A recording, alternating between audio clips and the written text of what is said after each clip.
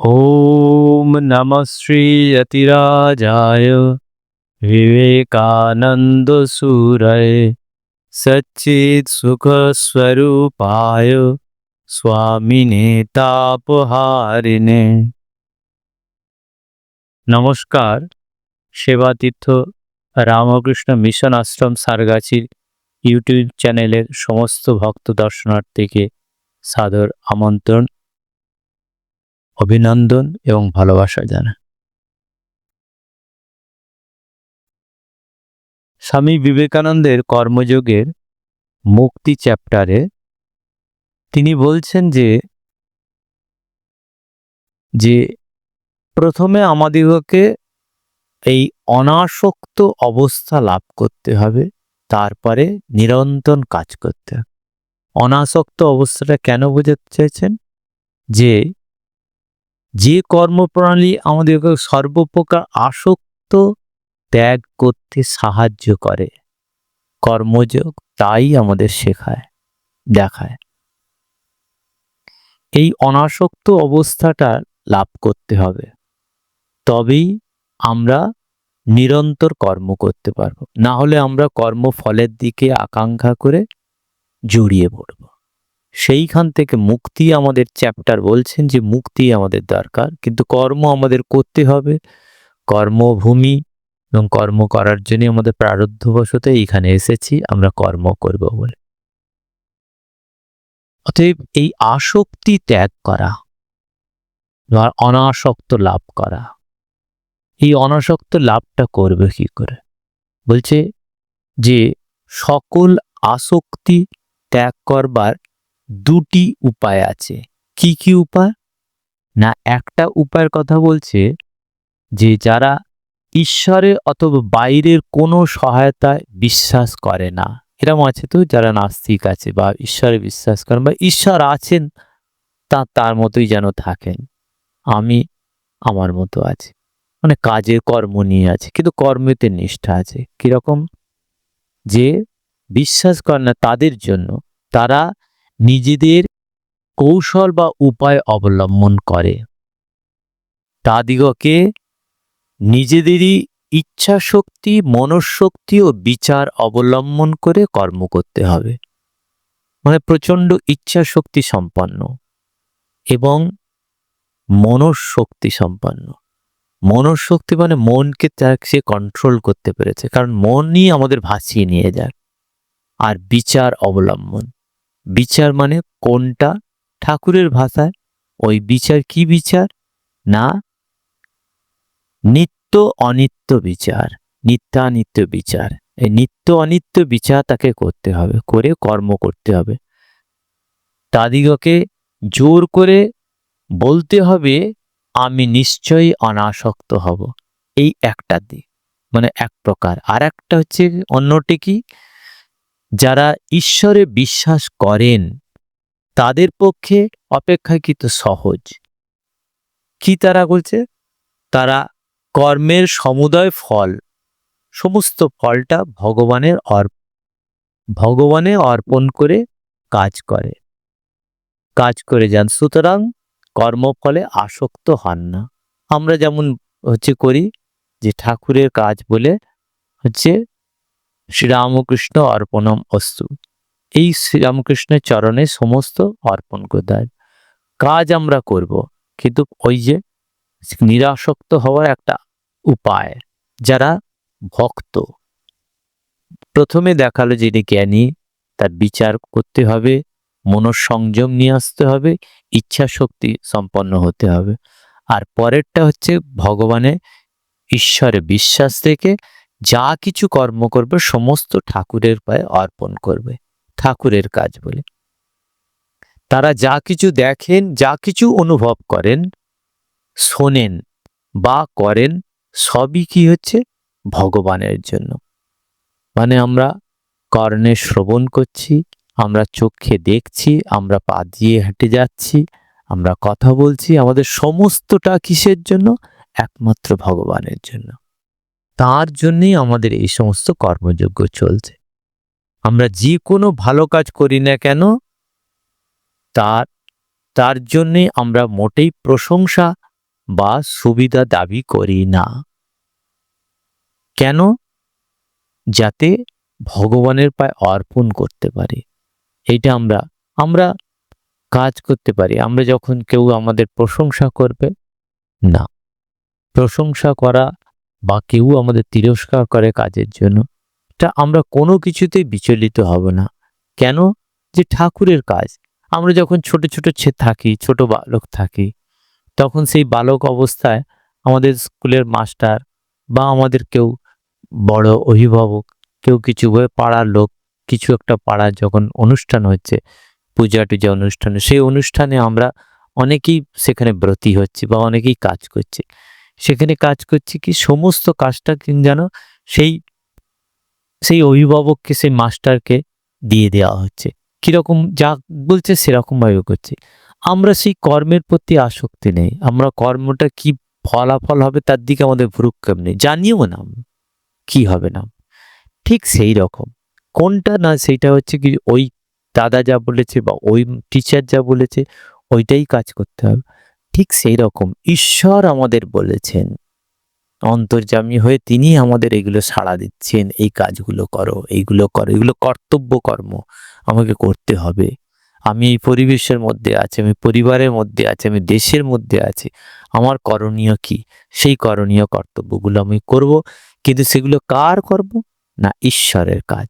এই হিসাবে আমরা সমস্ত ফল প্রভুর পায়ে সবকিছু অর্পণ করব, অর্পণ করে করব। আমি যেন হচ্ছি প্রভুর কাছে আজ্ঞাবহ ভৃত্য স্বরূপ, ভৃত্য মাত্র। আমাদের প্রত্যেকের কর্মপ্রবৃত্তির প্রতি মুহূর্তে তাহা আসিতেছে। আমাদের প্রত্যেক কর্মপ্রবৃত্তি প্রতি মুহূর্তে তাহা হতে আসিতেছে। কি আসিতেছে? না, বলছে কি যে এই যে ভাবটা আমি সমস্ত শ্রীরামকৃষ্ণ অর্পণমস্তু আমরা যে করব, সেটা কি হয়? যৎ করোষি যদস্নাসি, যৎ জুহোষি দদাসি, যৎ তপস্যসি কৌন্তেয় তৎকুরুষ্ব মদার্পণম। মানে যৎ করোষি, যা কিছু করি, যা কিছু কাজ করো, হচ্ছে যৎ আসনাসি, যা কিছু ভোগ করি মানে গ্রহণ করি, যৎ জুহোষি, যৎ জুহোষি, জুহোষি মানে যা কিছু আমরা পূজা হোম যাগযজ্ঞ করি, দাদাসি, যৎ, যা কিছু দান করি, দান করি, যৎ তপস্যসি কৌন্তেয়, হে কুন্তিপুত্র, যা কিছু তপস্যা করো, সেটা করো, তৎকুরুষ্ব, সেটা করো কিরকম? মদ অর্পণম, আমাতেই অর্পণ করে দাও, অর্থাৎ ভগবানে অর্পণ করে শান্তভাবে অবস্থান করো। তুমি বিচলিত হও না। তোমার কর্মের নিষ্ঠা, কর্মের প্রতি ভালোবাসা রেখে, কর্মটা তোমার কাছে আজ্ঞা এসেছে, কর্তব্য হিসেবে এসেছে, তুমি কর্ম করো এবং সমস্তটা ভগবানের পারে অর্পণ করে। সেই যে বলছে যা কিছু করো সব কিছু মদ অর্পণম, তাতে আমাতে মানে শ্রী ভগবানের কাছে তাকে সম্পূর্ণভাবে তাকে সঁপে দিতে হবে, সঁপে দিয়ে শান্তভাবে থাকতে হবে। বলছে যে আমরা নিজেরা যেন সম্পূর্ণ শান্তভাবে থাকি এবং আমাদের শরীর মন সব কিছু ভগবানের উদ্দেশ্যে চিরদিনের জন্য বলি প্রদত্ত। তাই স্বামীজি বলছেন, হে ভারত ভুলিও না, তুমি মায়ের জন্য বলি প্রদত্ত, তুমি মায়ের জন্য বলি প্রদত্ত। অতএব তুমি যে যে বলি প্রদত্ত হইয়াছ, তার তুমি আবার তোমার থাকছেটা কি? তুমি তো সম্পূর্ণ মায়ের জন্য, মায়ের জন্য উৎসর্গীকৃত, তার তোমার আর আছেটা কি? আমার বলে আর কিছু নেই, সম্পূর্ণ তার যে অগ্নিতে ঘৃতাহুতি দিয়ে যজ্ঞ করার পরিবর্তে কি বলছে? অহরাত্রি এই ক্ষুদ্র অহংকে আহুতি দান করে মহাযজ্ঞ, মহাযজ্ঞ করো। মহাযজ্ঞ কোনটা? আমরা কিন্তু মহাযজ্ঞ মানে বিশাল 500, 1000, লক্ষ মানুষকে নিয়ে বিশাল একটা অগ্নিকুণ্ড করে একদম স্বাহা স্বাহা বলে চারিদিক থেকে বেলপাতা দিয়ে ঘিয়ের পর ঘি দিয়ে যজ্ঞ করতে পারি। সেটা দর্শন দিকে আনুষ্ঠানিক একটা স্থূল রূপ দিয়ে আমরা করতে পারি, কিন্তু যেটা একটা সূক্ষ্মভাবে মহাযজ্ঞ কি? মহাযজ্ঞ মানে আমি যে অহং ভাব, এই যে আমি করছি, আমি যে করছি এরকম বিরাট একটা করলাম, এই যে অহং, এই অহংটাকে আমি যখন যখন এই ভাবটাকে আমি ত্যাগ করতে পারবো, এইটা ত্যাগ করতে পারবো, এইটা যখন আমি সেই আহুতি দিতে পারবো, সে কোথায় আহুতি দেবো?